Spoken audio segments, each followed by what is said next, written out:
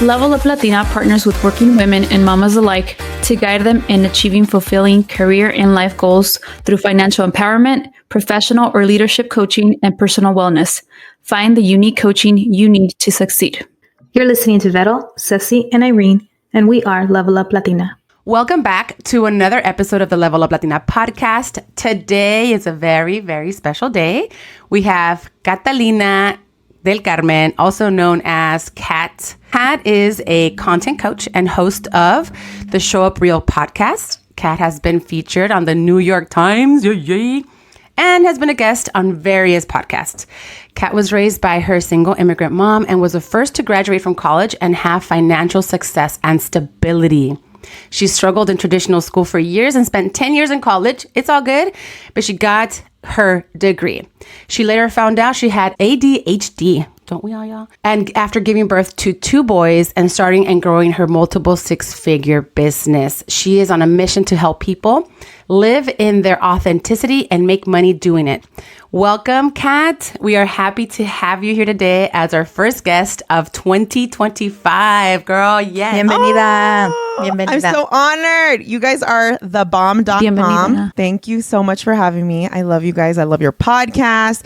You guys are boss ass women, and I'm just so honored to be on. Thank you. Thank you. Thank you. I appreciate you all. Yeah, it's so exciting. I know that we had a lot of little chatter in the background, like a little chit chat before we jumped on, but it's really exciting. It's our first podcast guest for the year, and it's going to be a really good conversation, you guys, because I'm excited to have this conversation specifically. no one wants to talk about kind of stuff like this. Like no one wants to point out our, what we could say, quote unquote flaws, right? Like what our moms would be like, esa llantita, or that shit doesn't fit well. Yeah. But it's like, this is something we need to talk about. And I think it's a lot more common than we think it is. Mm-hmm. And some of us, like you, Kat, you're like figuring it out that, oh my God, after 2 kids, I'm finally realizing what was going on. So yeah. We'll kick off the conversation. And just so everyone knows, and anyone that listens to the podcast, we ask questions and then we ourselves, our conversation leads in different ways. So it's okay if we get sidetracked and have the side convos, because that's what our podcast is about. So thank you for joining us. And as a mom with ADHD, what strategies have you found helpful in managing the challenges of parenting while juggling specific tools or routines that you swear by? That you're just like, hands down now, this is what I do. Yes. So there's many. I will say this. I am a late diagnosed ADHD. Like I got diagnosed later in life. And what that has meant for me, before I even got diagnosed at all, I had to find different ways to kind of get productive, but also like some very common tendencies for ADHDers are, one, thinking that you can do a task and that like you could do it in like a week. Like, oh my God, yeah, I could totally do that. Just need a week. When like literally you need a month, you know? That's a really common thing. Another one is you are very prone to burnout, because you kind of function in these like super high low states. So it's like you're either super, super hyper focused, or you're just like looking at the wall, thinking about everything you need to do with a mountain of, laundry right next to you. Oh, wow. But I will say, in terms of like I came up with strategies before I even was diagnosed. And I think one of the main strategies that have helped me, especially in the last like 5 years, and my oldest is a 5-year-old, is I have had to get very good at being my own advocate for what I need.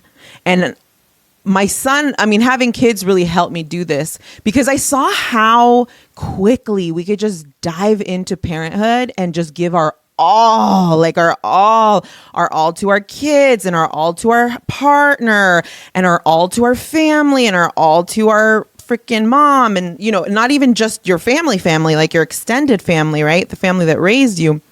And I had to really have a tough conversation with myself about who I wanted to be for my kids and what I wanted them to see. Like, what do I want them to experience in watching me, not just being with me, right?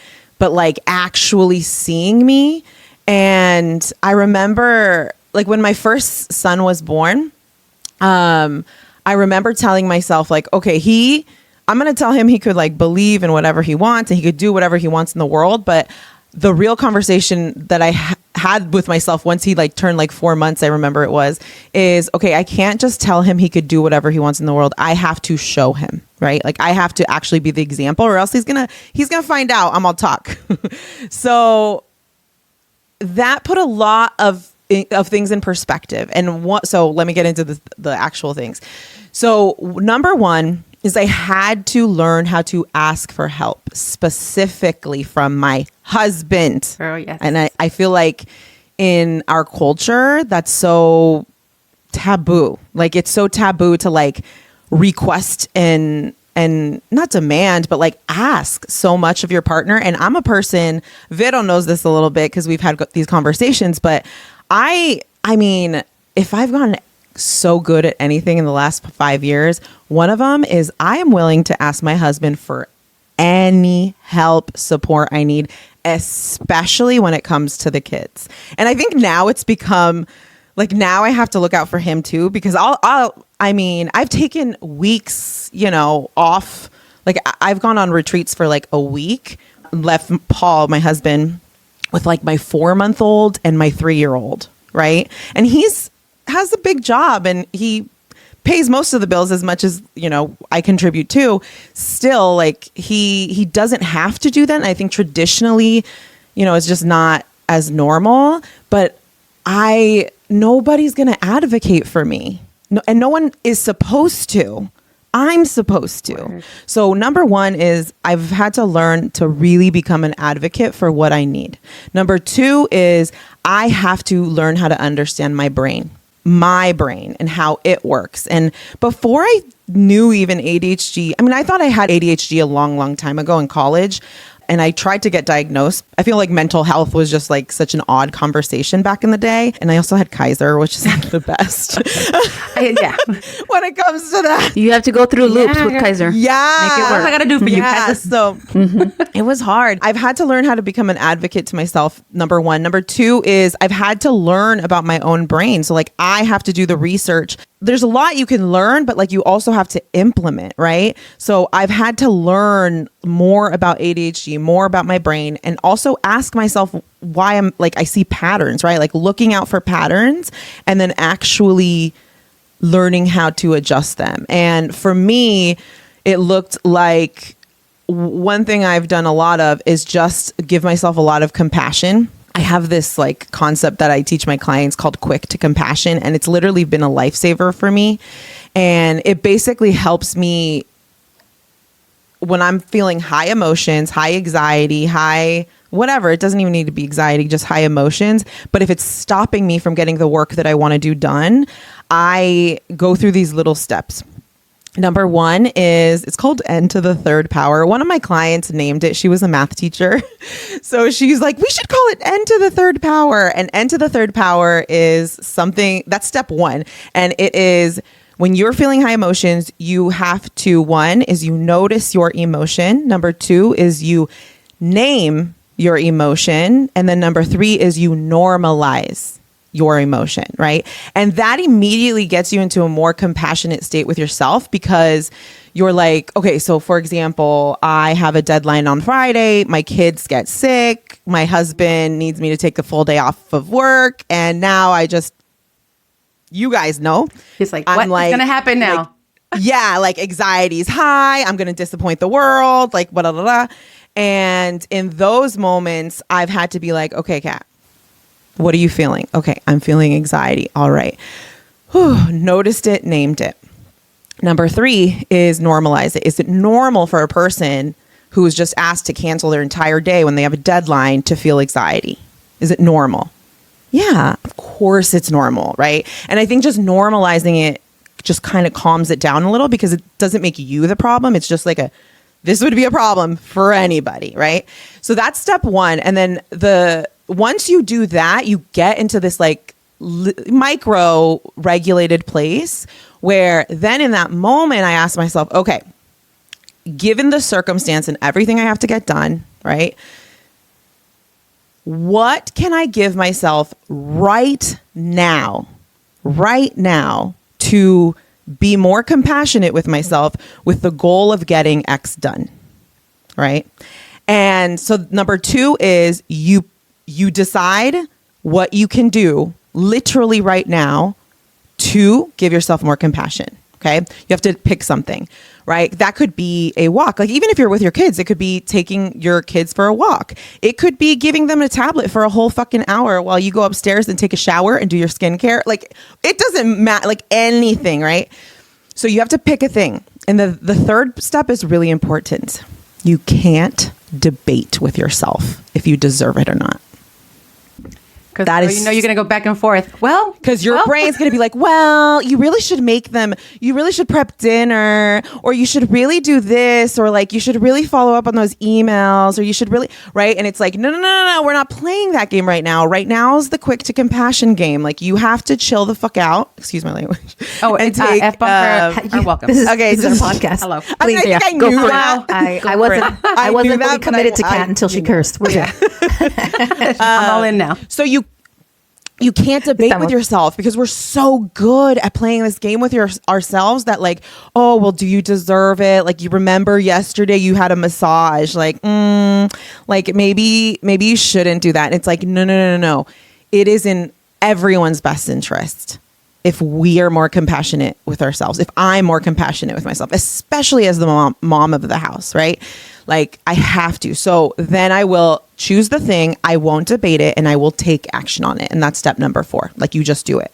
And when you get good at that, what happens for me at least is that it just relieves the pressure of having to be everything to everyone. And I just get to focus on what I need in that moment. And then once that thing's done, then typically what happens is in my head, I'm like, okay, after the kids go to bed, I will do this and this and that. I'll change this for tomorrow. And then I'm going to work on this, at 9 p.m. to 10 p.m. And then I'm going to go to bed at 10 p.m. because I need a full night's sleep, etc. Right? Like you have the calmness to like make a plan to execute and to get things done. So that's one thing I've really used a lot too, that has been really helpful for me to be able to like manage, all of it with ADHD too. Girl, it is hard. You said a lot of things. I'm going to just like in your process, right? Of our thoughts, like if it really is in how we allow our thoughts to just take over. You went from, I'm going to disappoint the world to like, no, what do I need to do right now to take care of me to be able to do X? Yeah. So it really is like a mental battle. Like it's just like a war of thoughts, back and forth, back and forth. 100%. It is a war of thoughts. And I was just talking to a client about this the other day. You get to choose like you could either have a battle where your subconscious thoughts, negative thoughts, whatever, are like running the show, right? Or we could practice practice self-awareness where it might go slower, but we get to run the show a little. There you go. And it feels slower. So automatically our body's like, that's not productive, How right? dare you? Like that's not good. But the reality is it's the same amount of energy to be stressed about this or to be intentional about this. Like the energy is the same. Key. There you go. It's the same amount of energy. Where do you want to figure it out? Where do you want to take it? Yeah, like you get to choose. Chaos or let's get it together. One's just not as familiar, right? Because we're learning and healing and growing. Yeah, I have no idea what you're talking about being everything to everyone at the same time. So, I mean, I can't relate. Yeah, right. Just kidding. It's a lot. But yeah, it's definitely a mental battle. I think that's why I was losing hair along with my lack of vitamins. I mean, it all, it's going to find a way to show up in your body and in everything. So thanks for sharing that. 100%. Your 4 steps, dude. Those are very, very like, I wrote them down because I'm like, I'm going to try these because I'm not diagnosed, but I know that I really, what I've noticed going back to work now, it's like, it takes me a while to focus. Yeah. Like just the other day, with Level Up Latina, you know a lot about us. I mean, we kind of know, we definitely know each other on a personal level. we alternate because of like, oh, the time that we have is like we alternate like our financials. Like we take care of our money, like, okay, 1 month is you, or 1 month is I see Irene, then the next month is me. This month, we had so much to do. And I was just an example, right? It's all these things in my head and like the pressure of like, oh my God, I cannot let my girls down, but I cannot let my business down, right? This is us. But then I also have to pack for the kids, and we have to, because we're going down to Escondido, right? With the family. Yeah. So I'm just like, oh my God. And then I'm like, no, but I'll get it done as soon as I'm there. We got there hecka late. But the thing that I need to realize now is that I don't have the same focus. Like it takes me so much longer to focus. So even though I sat down at a reasonable time to get it done, it took me so long to crunch like 5 expenses. You know what I'm saying? Like, break it down. 100%. If you know what I mean? It feels like, oh my God, I know what you mean. I just couldn't. And I was like, what the heck? And I went to bed thinking like, why did that take me so long? I swear to God, that's what I was thinking when I was in bed, like laying there. I was like, that took me a really long time, and it shouldn't have. Like, I sat down at 11. I could have been done by 11:30, and I wasn't done till after 1. You know what I'm saying? And there were some interruptions, but the fact that every interruption caused me to lose track of my focus. So I feel that it also plays into, right, when we're moms, or we're moms, or just, we're the tias that are getting pulled aside, like whatever it is. Like you don't necessarily have to be a mom, but when you get pulled in different directions, or you get asked a different question and taken off your focus, it just takes longer to get back to it. I used to be able to jump back into it. Now I can't. I'm just like, where was I? So should I make the breakfast now? I mean, this is such a good example, because for me, I feel like in those moments, what I've learned is when I learn how to serve my body and my mind with what it needs better, quicker, I make more conscious decisions when I have to get things done like this. So let me just like give you a little example. So for example, if you, and I'm not saying this would happen, but like if this, because I feel like I could picture the whole thing. But like, for example, if you're like, okay, before I'm going to get started, I'm going to take a 5-minute nighttime walk just around the corner to clear my head before I get started on this shit. Because I'm a mom, it's been chaotic all day. Everybody wants something from me, and going from this headspace to finances, like that's not just hard for you, right? Like it's hard for anybody who's in your circumstance and trying to get a small ass task done that feels small, right? So it's like when I use quick to compassion, and let me tell you, it feels like the biggest waste of time to give yourself compassion. You're like, oh, but I don't have time for that. Like, I'm so tired. And then and then I need to brush everyone's teeth, and right? Compassion. But it's like literally, yeah. But literally, it's like these tiny moments. And just to be very clear here, it's not like I'm a pro at this all the time. Ask my husband. He's like, yeah, he would be, if he was listening, he'd be like, oh, she does not do that enough. Not enough. So just to be clear, I'm just saying, we do the best we can, but what I've learned is like I have to like choose to go slowly before I go fast, especially when you're hopping from one chaotic thing to another. You know what I mean? So while we're on this topic of tasks, let's go into our next question. Like, knowing that we have this, right? Knowing that you're like, I know I have I'm neurodiverse. It can impact my focus, my organization. Like, so those things are very important and crucial to running a business and being an entrepreneur. How have you managed to take control? I know you gave us a 4-step system, right? You gave us a 4-step system. You're telling us these other things I try to do. They don't always work, but so what have you managed to take control of while fueling your business ventures? And like, how do you stay productive in such a like dynamic, environment? So give us a little bit of that.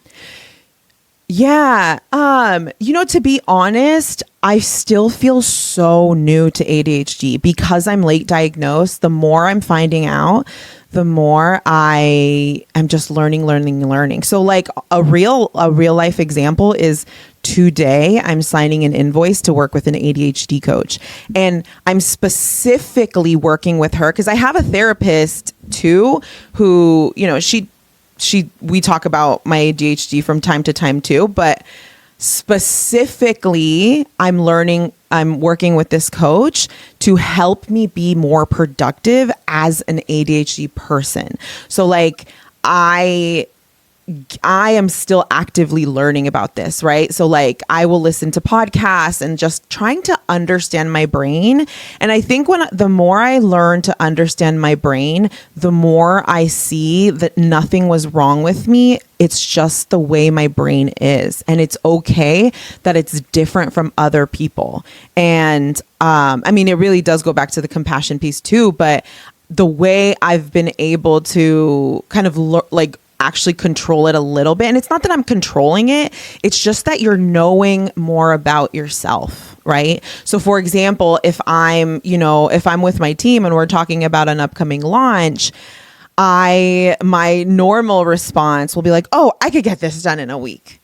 And actually one thing I've done related to what you're asking me is I tell my team how to talk back to me. Like I ask them, okay, when I tell you this, I need you to ask me this in response, right? So like when I say I could get this done in a week, I need you to ask me, can I give you 2 weeks and let's root for 1 week? I have to teach them how to work with me because they don't know about ADHD either, So I think explaining, and I've done that with my husband too, is like, I have to explain to him that my brain works different, right? So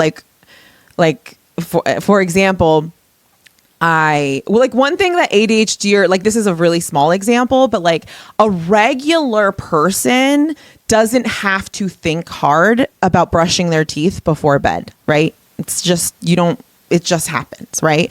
But like a person with ADHD will not just do it. Like sometimes they will, but sometimes they will literally have a debate of whether they should, or is it this, like it's become like, it's like these tiny tasks that take up a lot of energy in their mind, whereas like a typical brain is just in the pattern. Like you don't have to think about it, right? Where for me, I'm like, it feels like a tedious task to brush my teeth sometimes, which is like silly to like a regular person, but to me, I'm like, I will literally like debate it sometimes. And my teeth are great, thank you. You have beautiful teeth, Kat. Yeah, you have everything. Your skincare, your hair, your teeth. No, guys, like, her hygiene is on point. Don't be listening to this girl because you can't see it. Kat, it's so funny.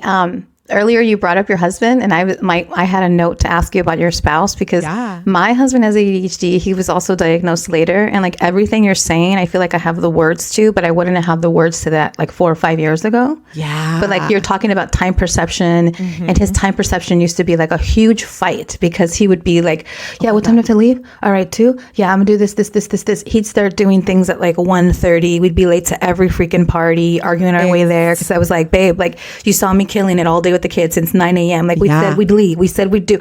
I don't know. Like he would always, and my husband is a sweetheart. He's an angel, and he had all these systems, by the way, because he didn't know why he didn't focus the way that he felt that he should. And by the way, I've always called ADHD a superpower because we're still married because of his ADHD. I'm sure of it. Like all these blessings came from him being different than me and him being a risk taker. He's a risk taker because of his ADHD, which I can be much more like a planner and scary. And I have this foresight. He's like, fuck the future, live your life. Like, great compatibility, right? But we would drive each other bonkers, and I didn't have the words. So I love that we're having this conversation. I love that your spouse came up, that you're being so honest about like examples, because I want the awareness to be out there and it to be like destigmatized to just have different brains. We have different brains. My brain isn't better. His brain isn't better. It really is that. And I love that you brought this up because ADHD in my relationship has been such a big piece of growth for us too, because my husband is very like, I mean, he's not diagnosed. I should not call him OCD.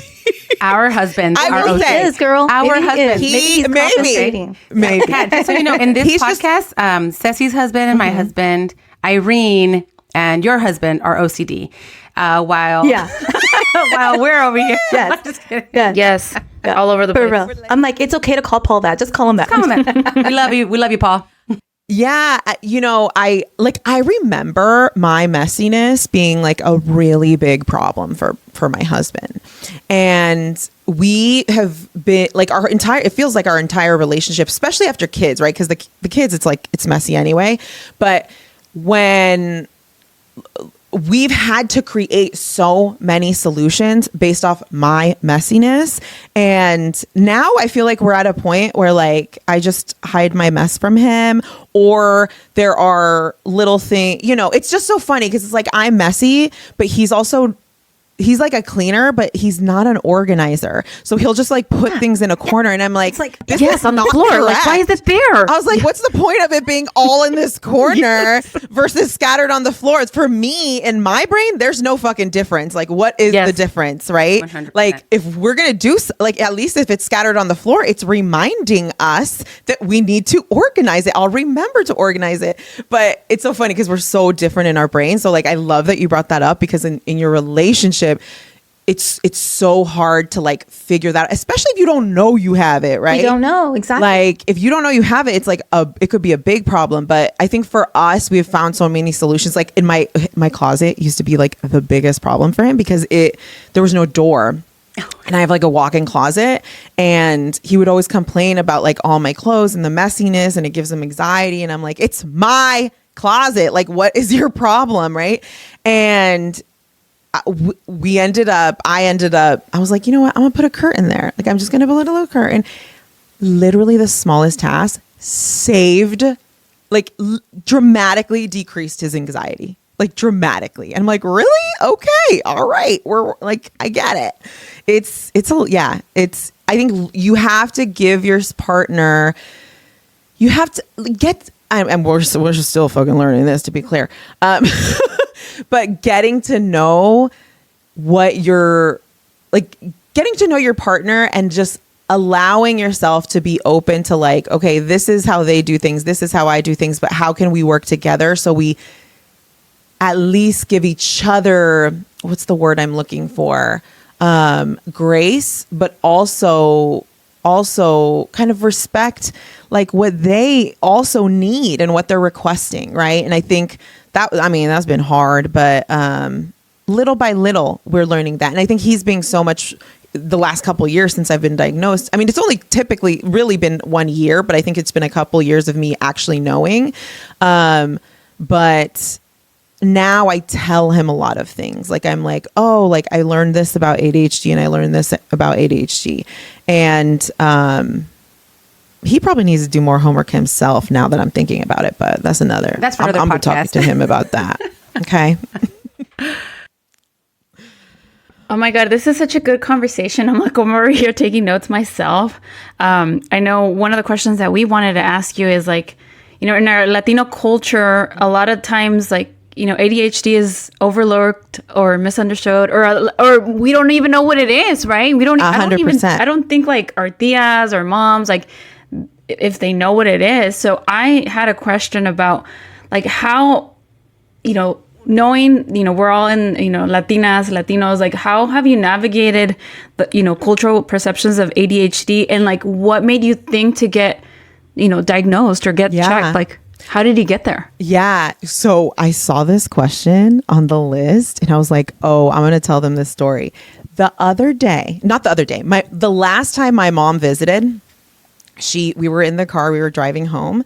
I forgot what we were talking about. I said something like, la, la, la, because I have ADHD, right? And she says, Kati, I wanted to talk to you about this.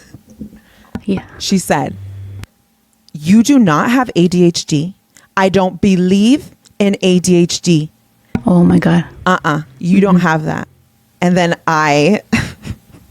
she thinks everything is like, the answer is the Bible for like everything. Wait, was this your mom? Who was her mom? My mom. Yeah. My mom sounds like straight my mom. up is like, no. La Biblia te va a curar. Yeah, no, you don't have ADHD.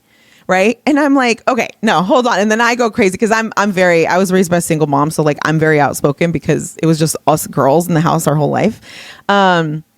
So I go on to tell her and I'm like, no, mommy. I'm like, let me tell you something. I was like, I do have ADHD. I was like, do you know? And I explained to her, and I was like, and I'm not a doctor, but I'm pretty sure you have ADHD too.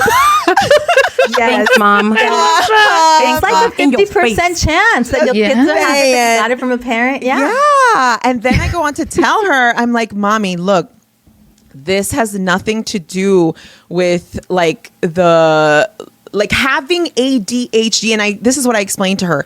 I said, mommy, it's important for you to understand your brain and understand your mental health. And this is why. I grew up my entire life thinking I was not smart. Straight up. I thought I wasn't smart because I couldn't do things the way other people do things. I thought everything was hard for me, so I must not be smart. Getting a diagnosis, and this goes back to your question, right, Ceci? Getting a diagnosis, if anything, it was so much validation that like I'm not smart. Like I've always had this conversation where I'm like, why is everything hard for me? Why is it a struggle for me to get good grades or to pass a class, right? Or to whatever. Like that's why it took me 10 years to finish school, right? Like for me, doing a test on a piece of paper, like I'm thinking of a specific math test right now. Like I remember there's this one math class that I struggled with so hard in school. And I struggled in school, traditional schooling, because of my ADHD now that I'm looking back. But this one class, y'all, I studied I probably have never studied for any class more than this one class that I was trying to pass. And I remember I've never felt so prepared for a test. And I went in there and I took the test and I left and I was like, I'm so proud of myself. Like I studied, I know exactly what I did. And I got back my test and I got a D.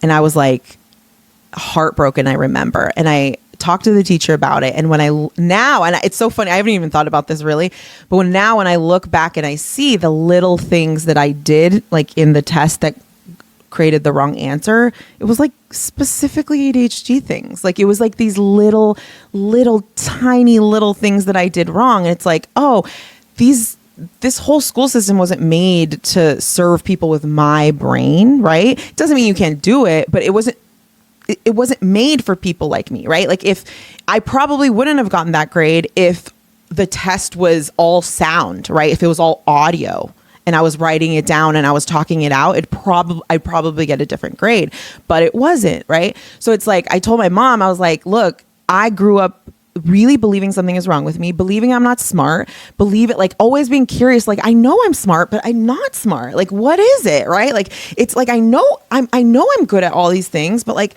why do I struggle so much? Like, why is everyone finishing this before I do? Why am I always the last one to this? Why am I always forgetting everything? Right? Like whatever.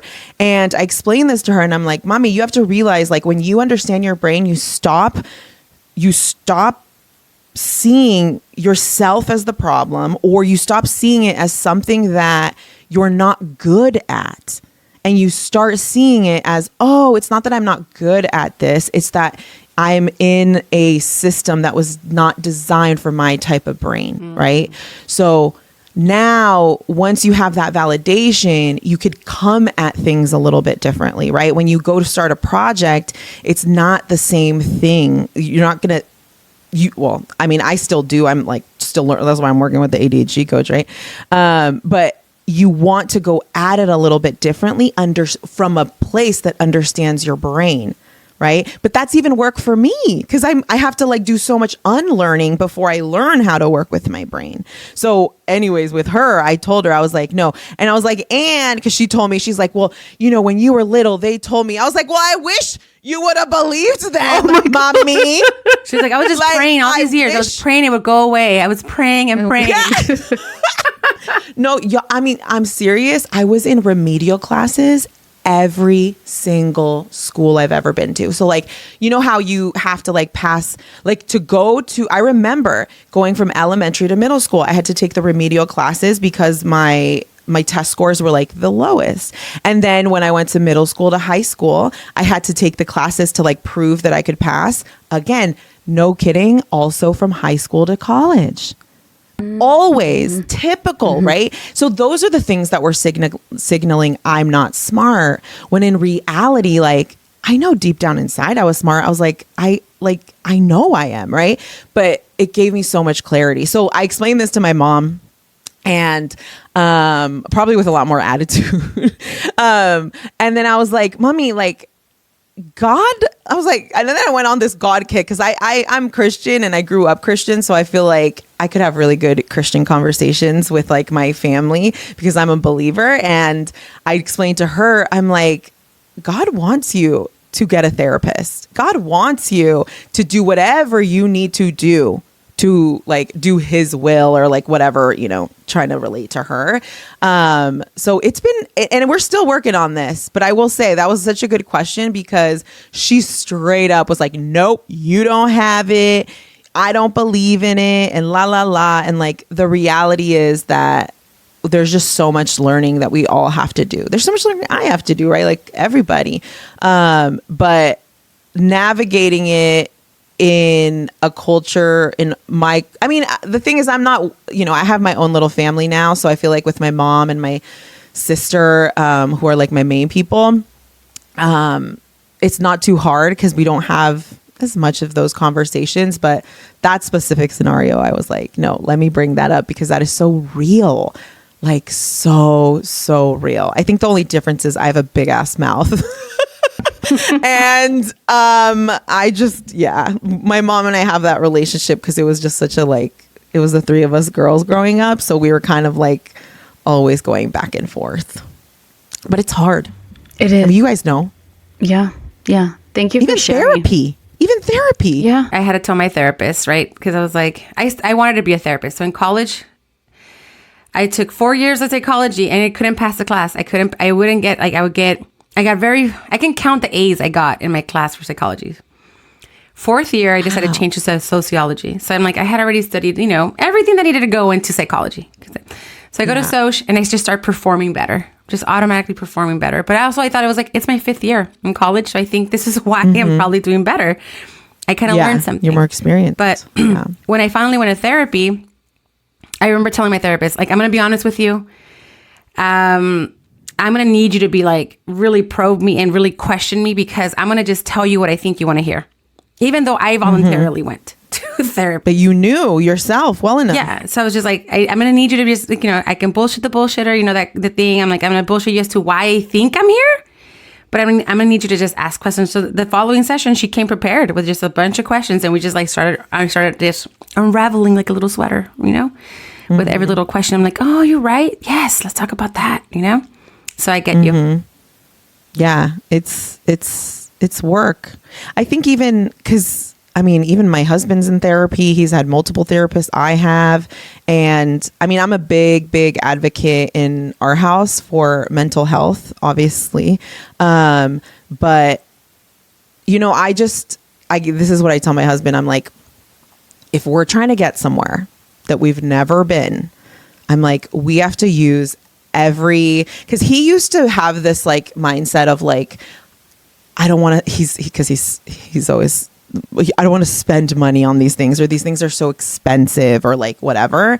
And I'm, especially after our kids, I'm like, there is no amount of money that is too much money to not be investing in our mental health. Like, that is the root of it all. Like, I will go to lengths to invest in my mental health, because it is the root that's going to help me create a bigger life, make more money, reach bigger dreams. And not just about the money and the success, but like actually living a life that feels fulfilled. Like, what is the point of all of this if we're not gonna like our day to day, you know?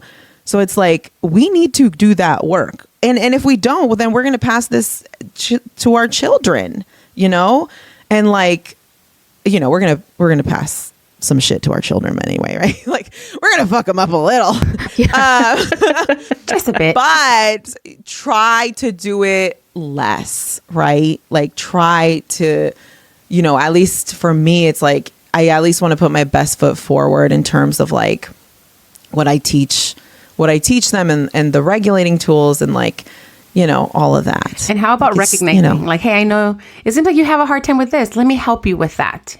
You know how when your mom's like, I knew because they told me.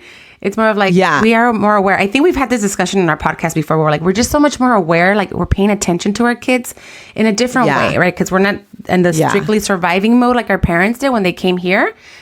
So now we're like seeing our kids. We're spending time with our kids. Like our parents probably didn't get a chance to. And we can pick up on these things. Oh, look at what they like, or look how they behave, or look what they're doing. Something's possibly, let me see how I can help. And thank God, I feel like I'm grateful because I have little kids and... Well, I mean, you do too, I know. With little kids, it's like, I'm so glad that they're like, we're talking about mental health now, because just 10 years ago, like not even long ago, it was way more taboo to have these conversations. And it's like, we didn't even have the information, like we might have some information, but like it wasn't normal, right? Especially in our culture, it wasn't normal to have freaking regular common conversations about trauma and generational healing, right? Like that wasn't normal. So, I mean, even just in 5 years, 10 years, it makes such a difference. But we do what we can with what we got. I love that you're sharing all this, because even as, I sit here and I'm listening to what you're saying, and I'm just like, oh my God, yeah. I've never been diagnosed either, but some of the things that you pointed out, I was like, oh my gosh, shit, I fucking do that all the time. Like, I have this pile of like laundry, but I'm like, and I have all this deadline, and I just sit there, I'm like, all right, in my brain, okay, what am I going to do? What am I going to do? What am I going to do? I've learned to take care of myself. And I'm trying to get better at taking pauses in between tasks. And I've had a therapist. I'm currently seeing a therapist. And so I've learned different exercises to kind of go with day to day. When you were explaining how, like, you have this deadline and then your kid gets sick, like that happens to me. Like I was telling the girls a couple weeks ago, maybe 2 weeks ago, where I have this deadline or I have all this work that has piled up. And all of a sudden, like our boss was like, this report is due, report is due in like 2 days. I'm like, fuck, like I had to drop everything and then you just sit there like numb for a while, like, all right, this needs to get done. This also needs to get done. Yeah. So anyway, thank you for sharing. It could be so typical. And then you get it done in like 2 hours, like before. Yes. There are so many. Exactly. The more I've learned, the more I'm like, oh my God, that's because of ADHD. Oh my God, that's because of ADHD. It's like you're more prone to emotional outbursts. You interrupt people a lot. Oh my God, am I an interrupter? You interrupt people, like not always. And I will say there's a spectrum, right? So not everybody like who has ADHD looks the same. But like if you even have, like I have the urge to speak a lot when someone's speaking, right? And just those urges, like those are signals of ADHD. And I'm also learning tools, right? I forget, there's like a name for it, but like this was like the first question you asked, but I want to share it because if anybody does have ADHD, I feel like it could be so helpful.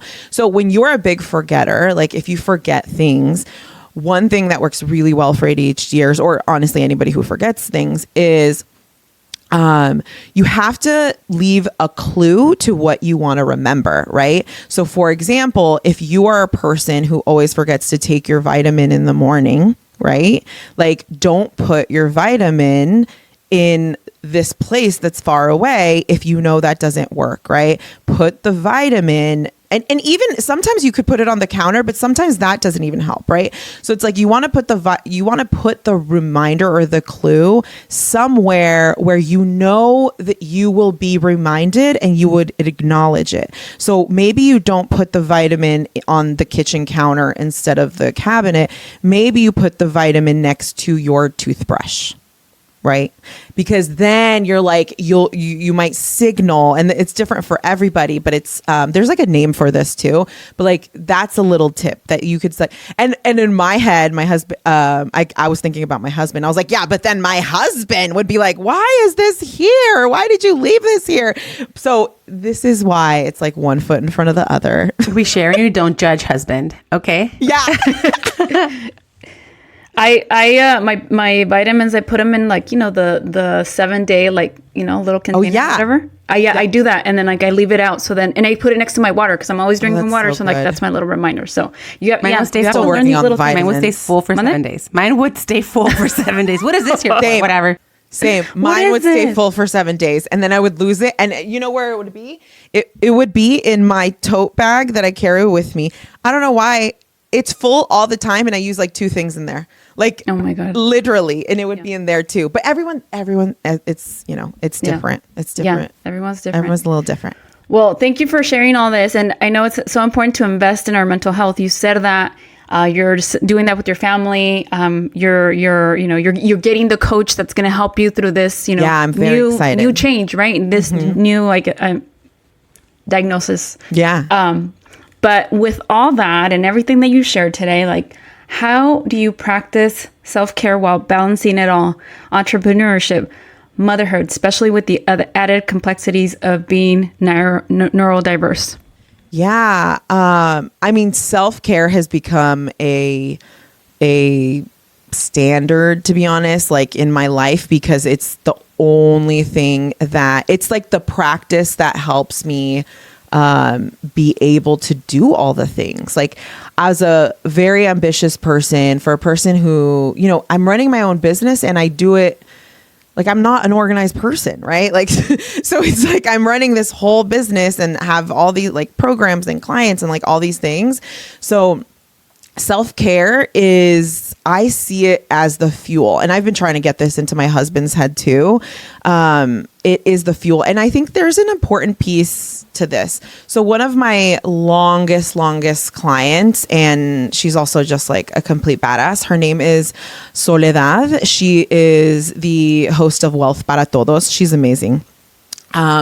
She has this, I don't know if it's a mini course or what. I don't know. While we were working together, one of the things I tasked her with, all of my clients within one of my masterminds, is to create your own intellectual property. And one thing that she created is the, she calls it diverse self-care. And there's like 8 types of self-care that do different things for you.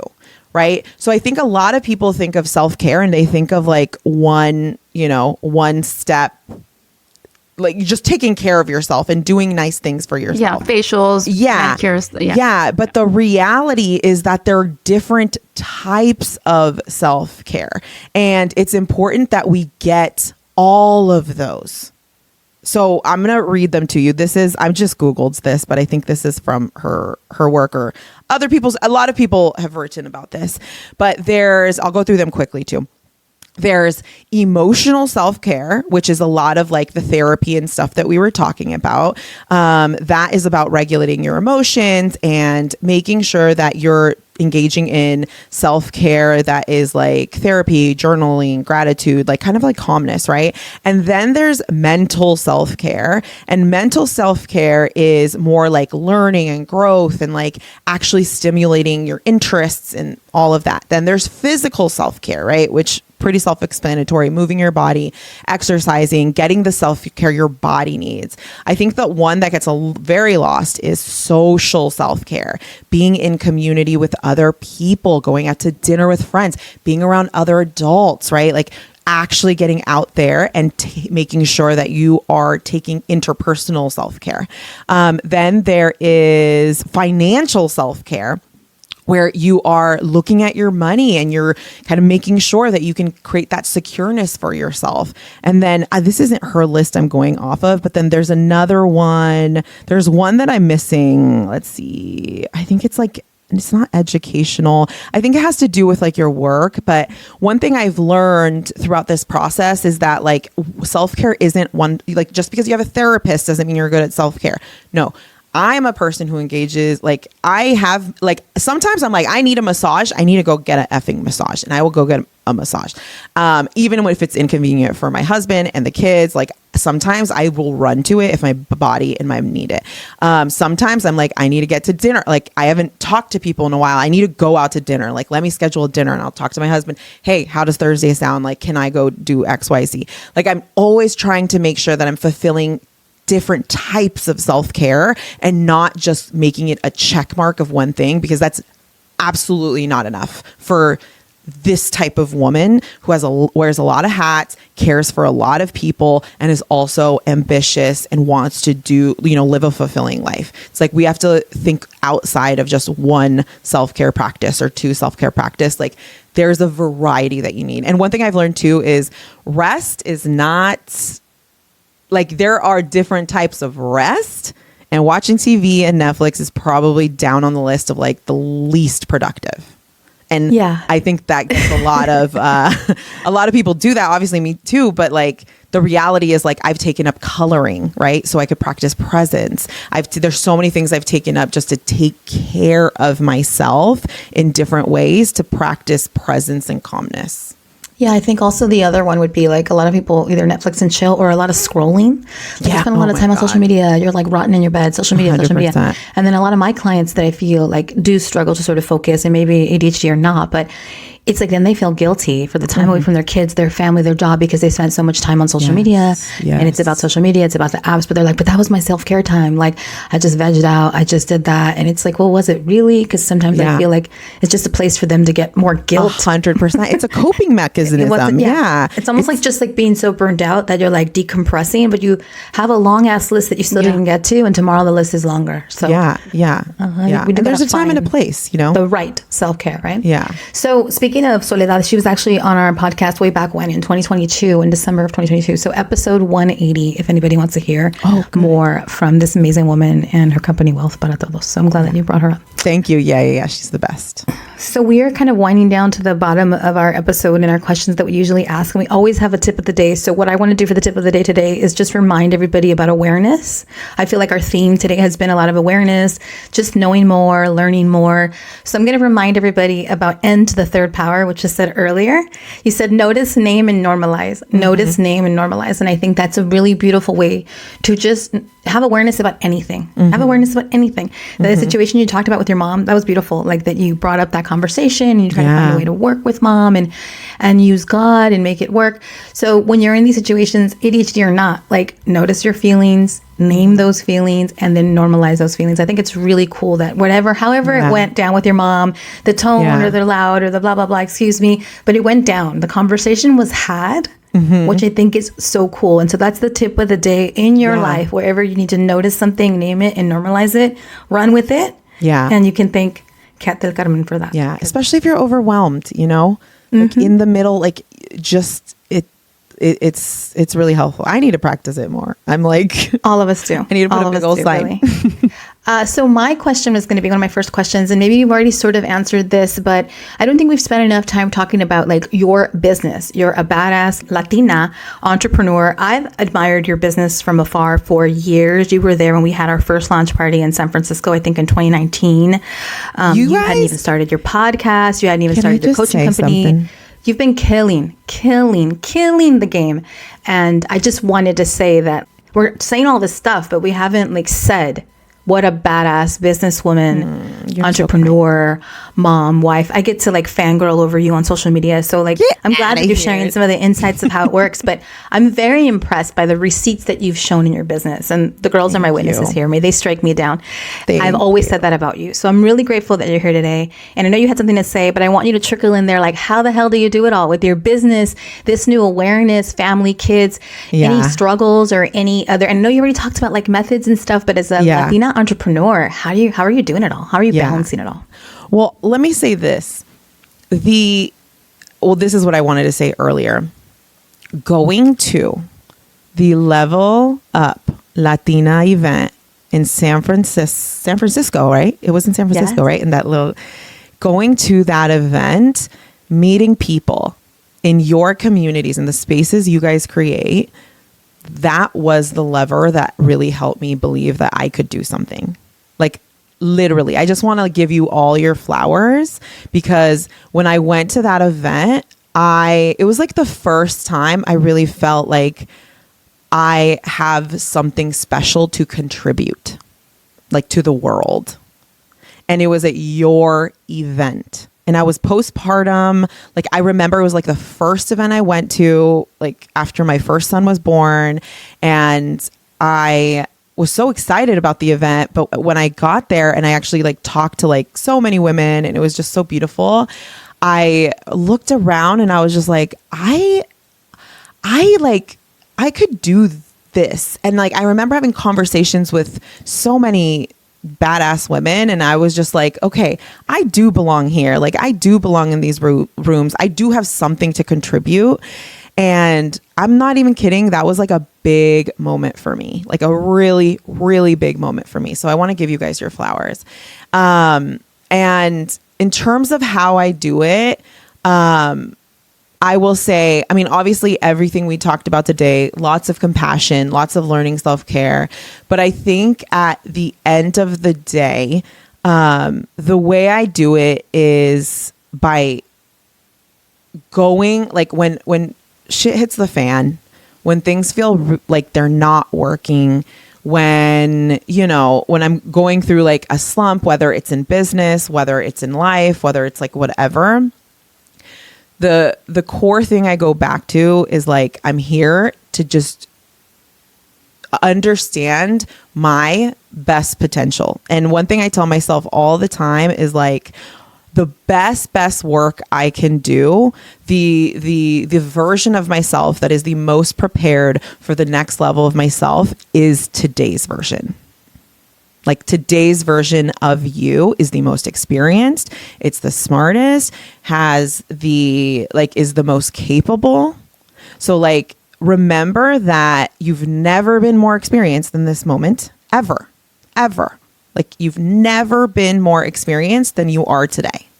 And if you can give yourself that, self-respect, then you got to take it one step at a time, because you're not supposed to feel good on the journey to growth. And for me, like, I've talked about this in different places, but like, I think one of the things, actually, this is a great takeaway for ending this.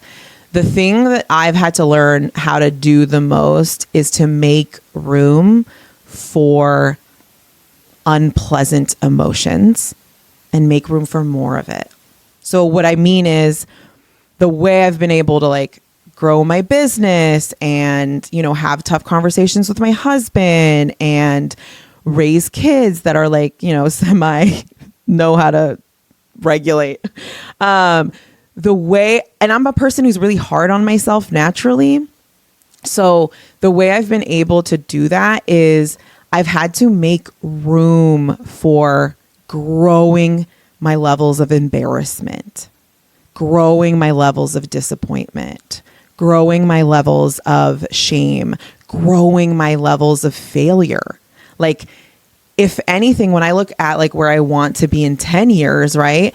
In 10 years, I want like a multi-million-dollar business, and probably businesses, XYZ, right? And it's like, okay, if I want to get there, one thing is for sure, I'm going to have to make room for way more disappointment and disappointing other people. Like, I'm going to have to learn to be okay with that. I'm going to have to learn new levels of embarrassment, right? Because the more visible you are, the more likely you could, be canceled or say something wrong, which you will say something wrong sometimes, right? So it's like, you have to make space for more. And I think for me, one thing that I'm like always trying to remind myself of is like, even if it's like mom stuff or wife stuff or whatever, it's like, okay, like, I'm going to have to be okay with my son being disappointed sometimes. I'm going to have to be okay with my husband being disappointed sometimes. Like, I have to make room with that if I'm making a whatever choice, right? And that means I have to be okay with holding that disappointment and not making it mean something about me, right? So I have to be okay with it. And I talk about this, especially in my content program, because so many people care what they think I mean, we all care what people think. But specifically in this program, it's like I'm helping people kind of get out of their shell with content. And one thing I tell them often is like, you're only going to have to grow your embarrassment level as you grow in your business. So like, if anything, how can you make more room for embarrassment? Like, what can you put out that makes you even more vulnerable? Like, that is what's going to grow you. So that I feel like has helped me just come to terms with like, okay, I'm not here to be happy all the time. I'm here to grow. I'm here to make space. I'm here to learn. Absolutely. And you know, what's interesting about that is that is literally how you master getting to the next level. Like for Level Up Latina, none of it is where we're comfortable. Yes. So visibility does create money. Yeah, you guys create like growing your business, growing your pockets, and your career, like all of it. Your connections, your networking, none of it is going to happen in this comfort of hiding behind everything. Yeah. And in this generation with social media, like you have to put yourself out there. And often when you do, it does lead to more money. It's just like the data's there. You're going to grow your embarrassment. 100. You're going to grow being vulnerable. You're going to grow being judged and criticized. Yeah. Growing up Latina, I think the judgment and the criticalness from other people, there's an added barrier where you don't want to be judged. You don't want to be criticized. You don't want to look like you're doing it wrong. Yeah. When you were talking about like disappointing your husband and your child and all that, in my kind of world, I've sort of redefined the word selfish. Like I tell people all the time, I tell my clients all the time, like be selfish. You're going to have to be selfish. And it's like, that seems like such a strong, bad word. I'm such an That's advocate. an upbringing thing. And then I look back on my life and I'm like, whenever I have chosen to do me, for the greater good, it has been great.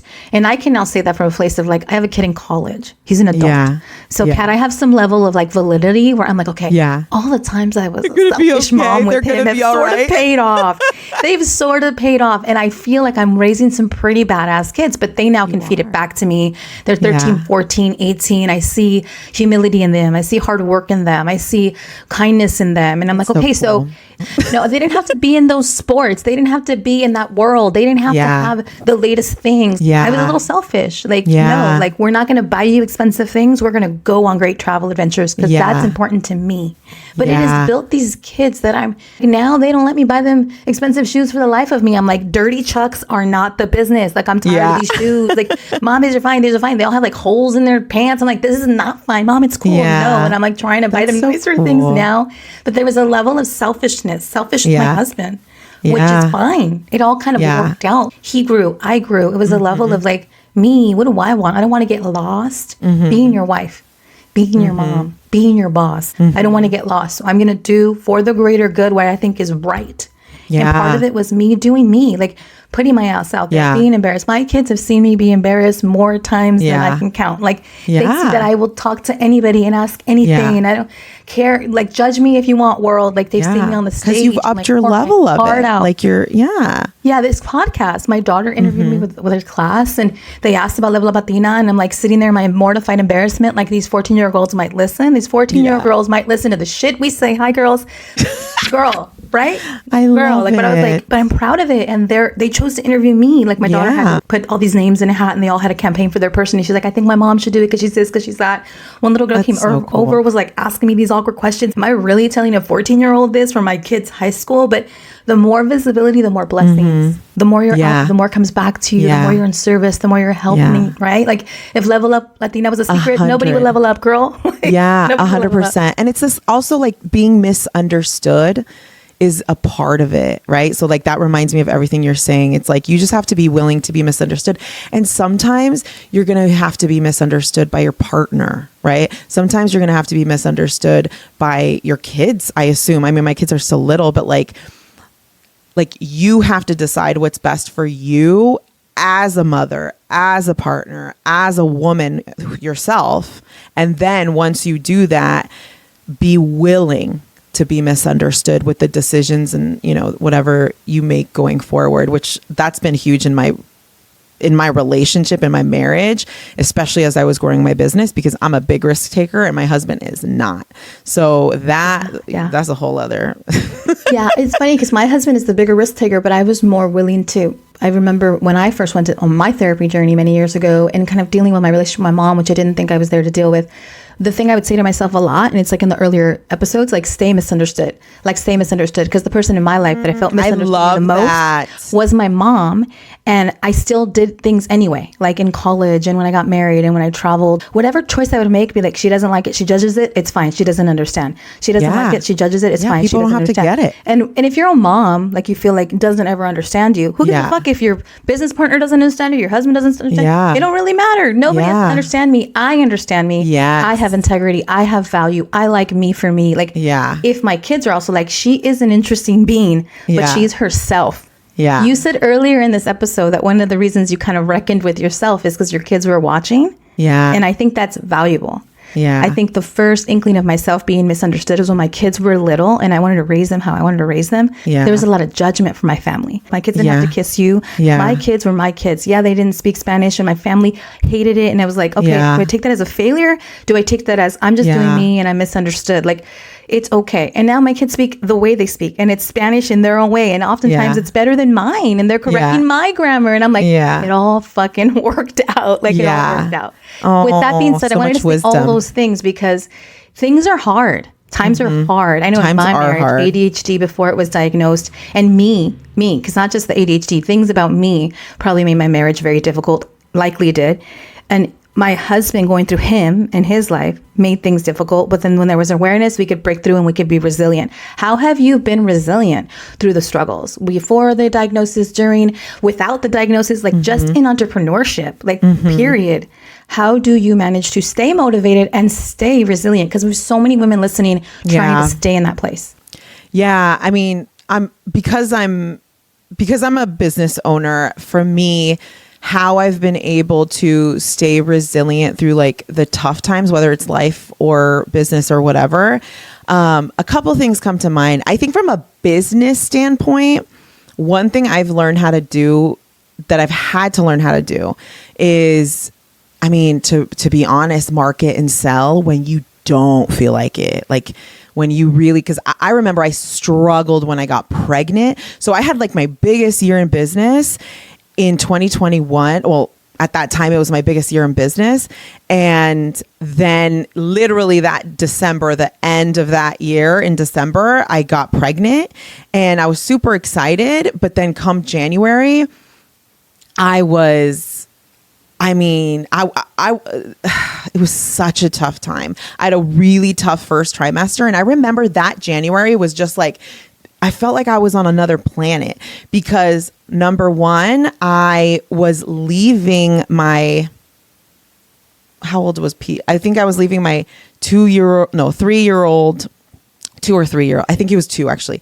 I was leaving my 2-year-old with my husband for the first time for like a whole week to go to a business mastermind. Right. And I remember having guilt about that. Now it's like normal, but at that time it was such a big deal for me to leave my husband for a week with my kid.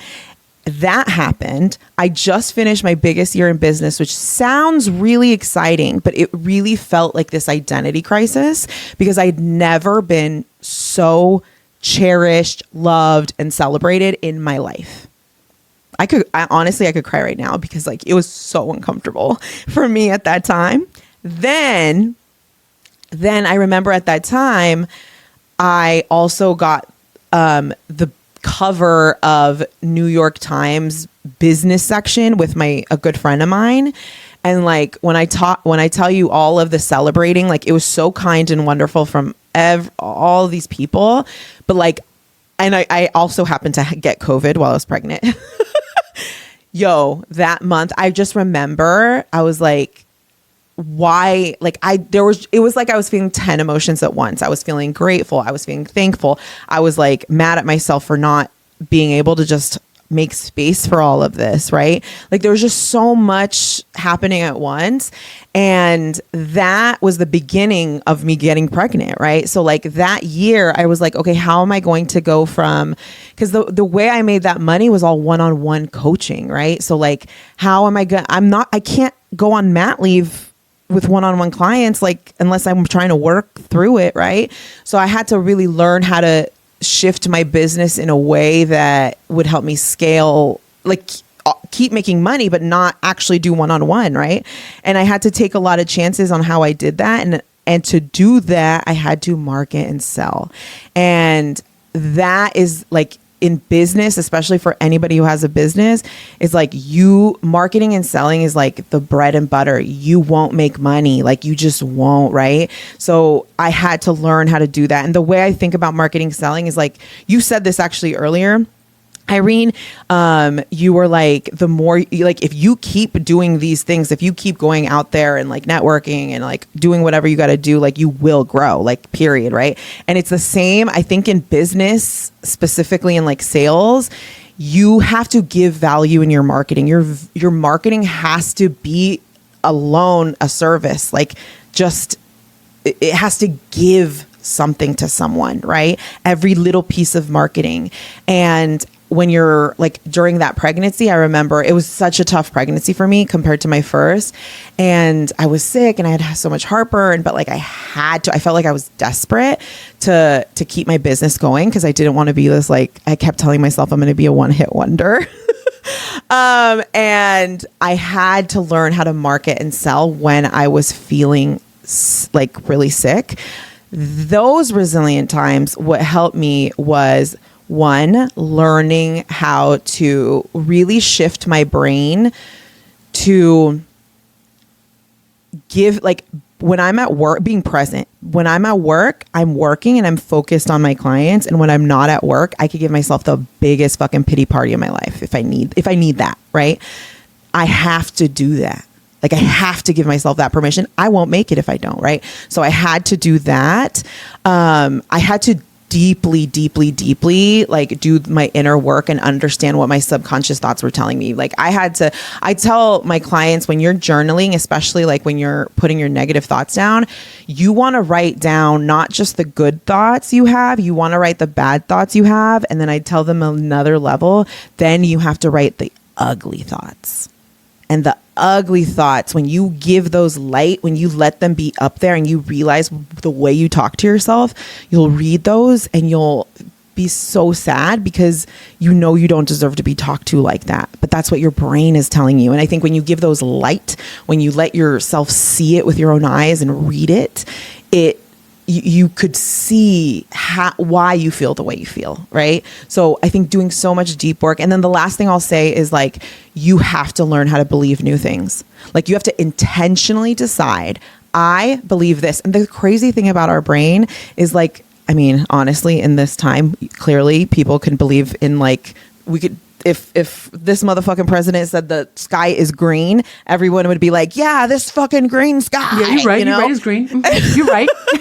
But it's like, the reality is that we have the power to believe anything as a human.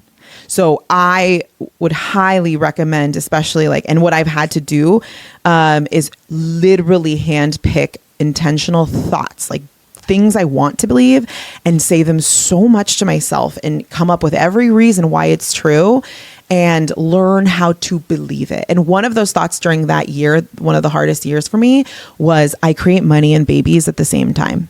And I remember, like, I was like, no, Kat, you're going to believe this. Like, it's true. How is it true?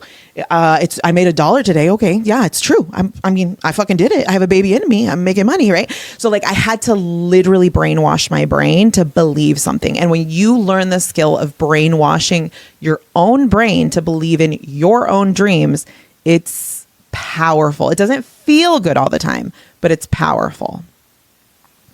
Magia. It's magic. That is so beautiful. I'm so glad that you're at this place. Here you are talking about manifestation and all the things that you've envisioned in those scary, scary times you went inward and you were like, I got to change these beliefs. I got to get after it. And I got to face the ugly. And that's powerful. When you were 25 years old, let's look back there, because this is our signature question. We're at our signature question. Things were different. Things were different at that point. You were in a different place. You were living a different life. Now, today, knowing everything you know and all this cat wisdom, what would you tell that beautiful, capable, amazing, smart 25-year-old self? I would tell her, you're right about you. You're right about you. Oh, makes me cry. I mean, I was in my 7th year of college at that time. And everybody and their mama was asking me, when are you going to graduate? So I would tell her, you're right about you. you can do everything you want to do, and you're right. And then I would tell her to trust that only she knows what's best for her in her life. Only, she's right about it. And if you really want to do that, you are the only person who knows how to get to where you want to be. Nobody is going to do that. And society isn't set up like that. So don't think, and a degree isn't going to get you there. One opportunity isn't going to get you there. You are right about you and all those aspirations and dreams you have. And you know how to get there. You know how to get there. Yeah, that's what I tell her. You're right. Qué bonito. I love that. Thank you for telling your 25-year-old self that. And what she told her bleep, bleep, bleep self this year, we're not going to throw your age out there, was that all you can be today is your most capable self. I wanted to repeat that from earlier because I thought that was perfect. I needed that You are your most experienced self, your best self today. After all, you've already lived it all. You've already gotten past that 25 or 35, 45 for some. So you are your most capable self today. I love that you're getting ADHD coach. I think that's fantastic. You're also a coach. Excited. We're coaches. Coaching plus therapy or just coaching. I recommend it for anyone listening. All kinds of support. Let's be our best self. Masseuse. So, Kat, we're going to give you a moment to tell us more about how to find you. So tell folks about your business, your handle, whatever you want them to know. Yeah. So if anybody is feeling my vibe, they like what I do, especially if you, here's where to find me. Go to my podcast is probably the best place. It's called Show Up Real Podcast. And I started as a podcaster like these beautiful women. It all started with a podcast. And so that has been there forever. And I will say this, if you really want to grow a business, go to the episode 1 of my podcast, because the first year my podcast was a diary of how I built my business. I was making zero money. It was just a dream. And I literally diaried my way through it, like an audio diary.